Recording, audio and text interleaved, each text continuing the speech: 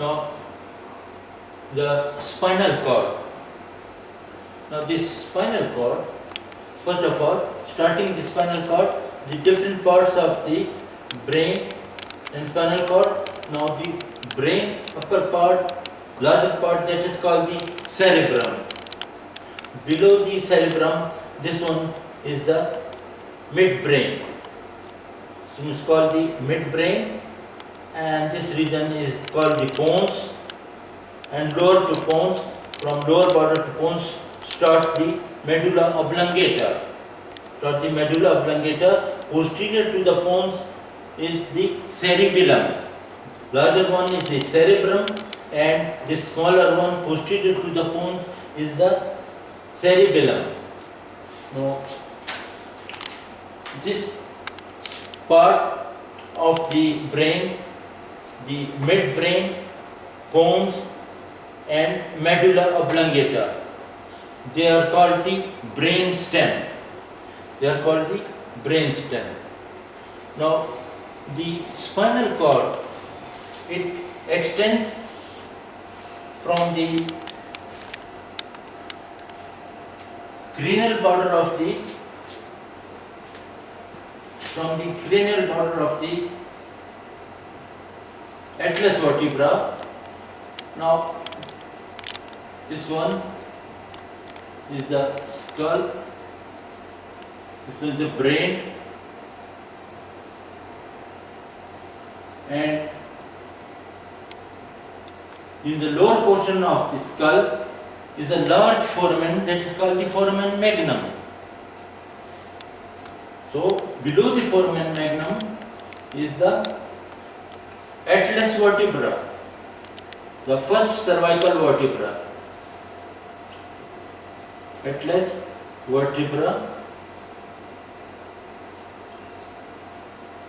the first cervical vertebra.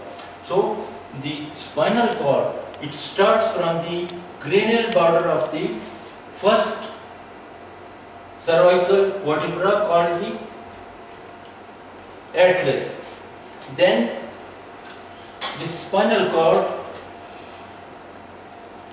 passes through the vertebral canal and downward. It tapers, it narrows. This narrow portion is called the conus medullaris. So the spinal cord, it starts from the cranial border of the first cervical vertebra and it ends at the cranial border of the first lumbar vertebra or cranial border of the second lumbar vertebra. Sometimes first lumbar vertebra, or sometimes it extends up to the second lumbar vertebra. Now, in Europeans, the length of the spinal cord, that is about 45 centimeter. It is about 45 centimeter.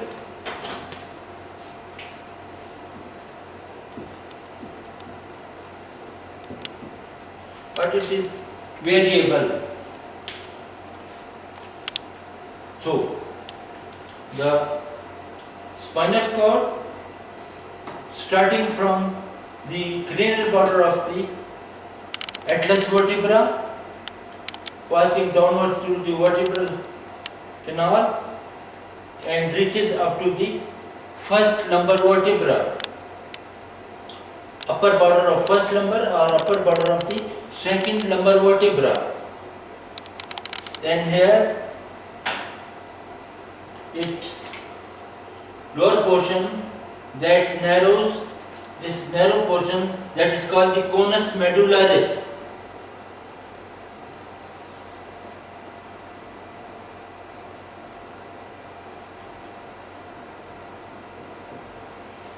Conus medullaris. From conus medullaris, the remaining part of the spinal cord in the form of connective tissue. It descends downwards and reaches up to the second segment of the sacrum. This portion of the connective tissue, narrow connective tissue, it is called the filum terminale.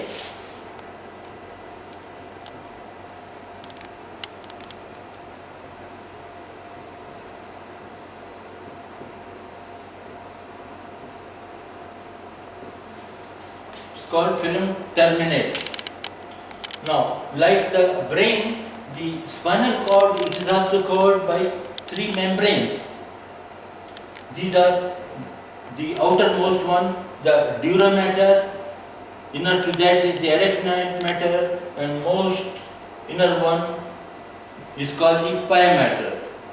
And the space between these membranes, that is called the subdural space and subarachnoid space. Now, the cut section of the spinal cord, transverse section,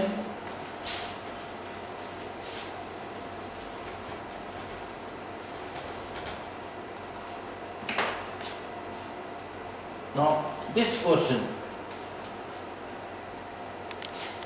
spinal cord, in the center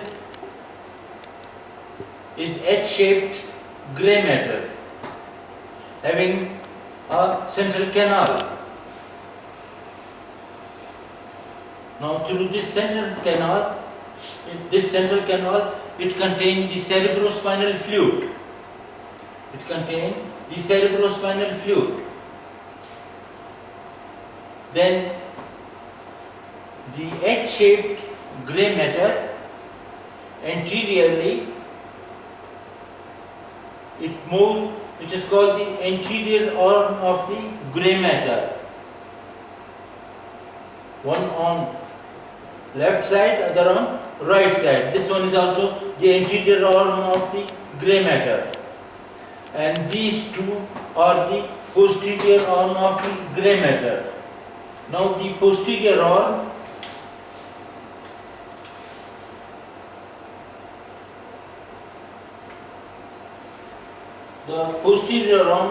that reaches up to the surface of the spinal cord. Now it touches the border, while the anterior arm that ends before reaching the surface of the spinal cord.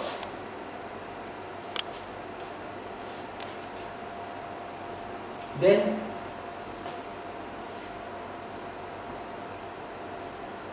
anterior to the grey matter, H-shaped grey matter, now this grey matter that contains the body of the neuron, its processes, dendrites, glial cells and neurofilaments. Anterior to the grey matter, this area, it is called the anterior median fissure, but it ends before reaching the grey matter. So this fissure is called the anterior median fissure. As the spinal cord, the innermost layer of the meninges is the pia mater. So this pia mater that covers the spinal cord, and this pia mater, it enters into this anterior median fissure. So this anterior median fissure that is filled by the pia mater. And also the arteries, perforating arteries, they also enter into the ventral median fissure.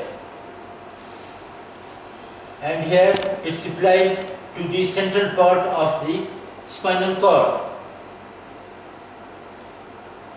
Now, anterior to the central canal is the anterior median fissure or ventral median fissure, while posterior to the central canal is a sulcus called the dorsal median sulcus or posterior median sulcus.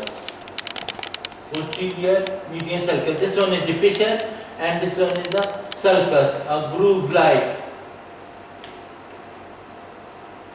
So the two parts, the posterior median sulcus and the anterior median fissure, they divide the spinal cord into two halves, right and left halves. Here it contains the pyometer and blood vessels, the anterior median fissure, and this dorsal median or posterior median sulcus. It contains a septum called the dorsal median septum or posterior median septum. Now this septum, it is formed by the glial cells. It is formed by the glial cells.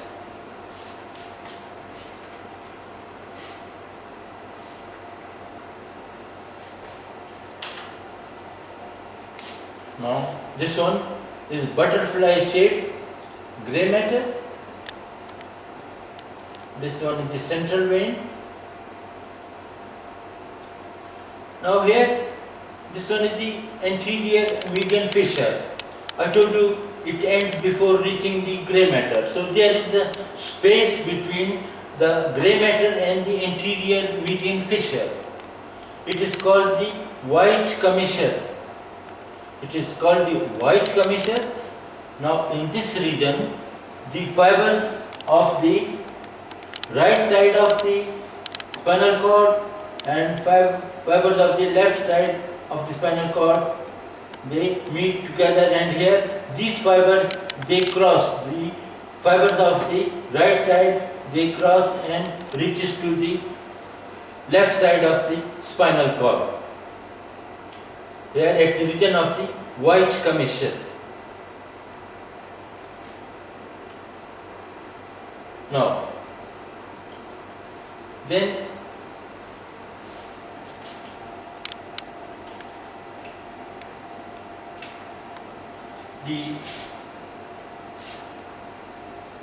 here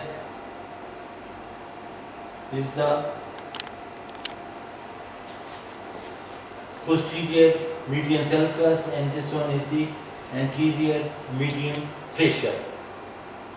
Now from here a sulcus moves upward and laterally. This sulcus is called posterior lateral sulcus. Like the anterior rounds of the grey matter, this sulcus, it contains the posterior arm of the grey matter. On this side is also the posterior lateral sulcus. Posterior lateral sulcus.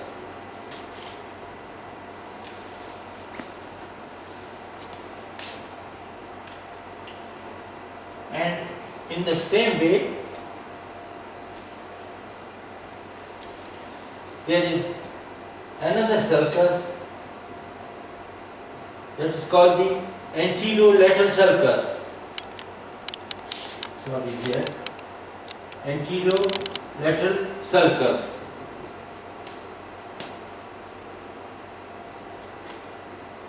Now, the area between the posterior lateral sulcus and posterior median sulcus, this area is called the posterior funiculus. Posterior funiculus, and this posterior funiculus, it has a furrow or groove which divides this area again into two.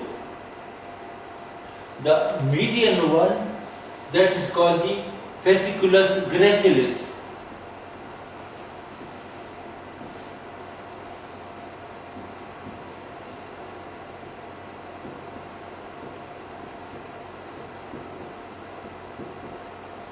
And the lateral one, that is called the fasciculus cuneatus. Fasciculus cuneatus.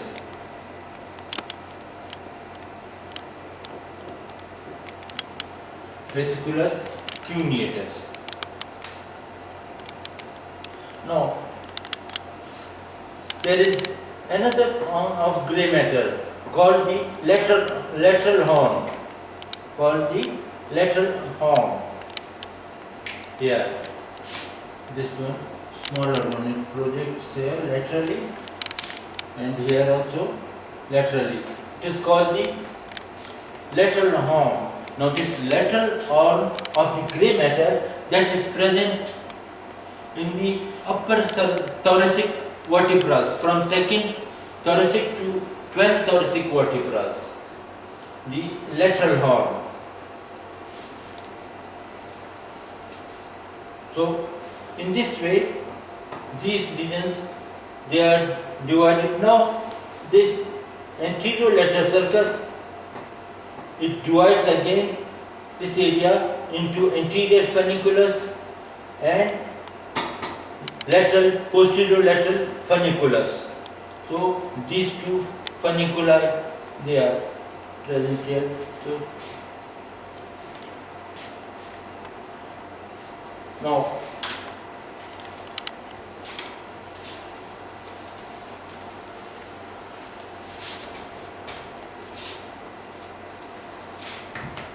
here,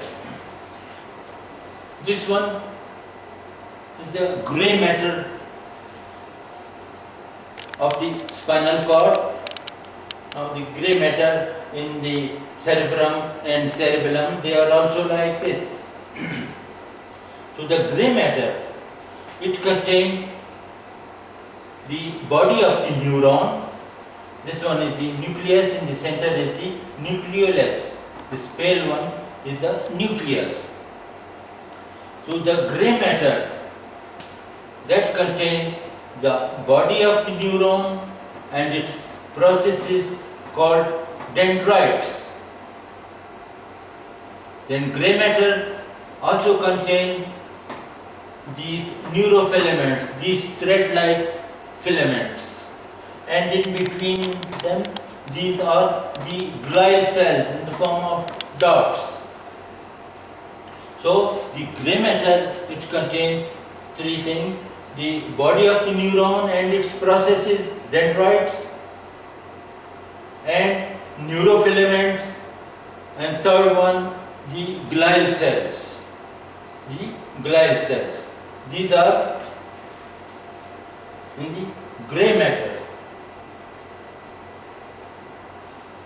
This one is also grey matter. It shows here again the body of the neuron, the filaments, and these are the glial cells. Now here, now this portion, it shows both the white matter and the grey matter. White matter and the grey matter. This portion is the grey matter and this portion is the white matter. Now, we studied about the grey matter. Now, just close to the grey matter or outer to the grey matter in spinal cord is the white matter. Now, this white matter, it contains the axons surrounded by the myelin. This white color is the myelin. Now, this myelin is formed by the oligodendrocytes in central nervous system, while in peripheral nerves it is formed by the Schwann cells. So, these are the axons surrounded by this white color area. It is the myelin sheath. So, the white matter, it contains the axons, myelinated axons, again the neurofilaments and these glial cells. Difference is that in grey matter is the body of the neuron, in white matter it contains the myelinated axons.